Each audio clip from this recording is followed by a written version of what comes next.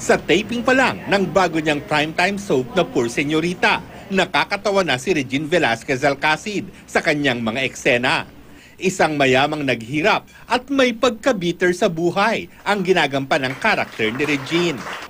Kahit naninibago pa rin siya sa pagtitaping dahil 5 taon siyang hindi nag-soap, nag-i-enjoy naman siya sa mga kasama niya sa Poor Señorita. Marami na ring eksena na kukunan.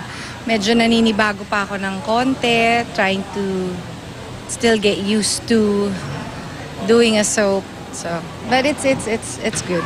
Ipinagmamalaki ni Regine na kasama niya rito ang kanyang mga anak-anakan sa Starstruck na sina Ira Mariano at Ellison De Dios dahil naniniwala raw siyang may ibubuga sa showbiz ang dalawang bagong bituin. Ira is very good.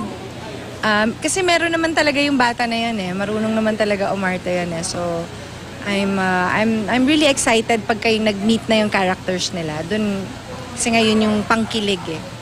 Matapos naman ang matagumpay na Royals concert ni Regine noong Valentine's, naghahanda siya sa isa pang concert sa April 3 sa MOA Arena pa rin. Ito ang unang concert ng One Walker, bandang binuo ni Regine kasama ang mister niyang si Ogie Alcacid, kaibigang si Jaya at iba pang kasama sa music industry. It's an outreach band. We sing basically mga Christian songs. And we're doing a show at the MOA Arena. It's called Reborn. Kasama namin si Alden Richards at saka si Angeline will also be there at the concert. War Santiago, updated sa Showbiz Happenings.